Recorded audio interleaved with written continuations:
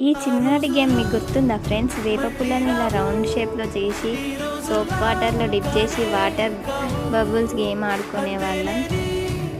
మళ్ళీ ఒకసారి ఆడేసుకుందామా?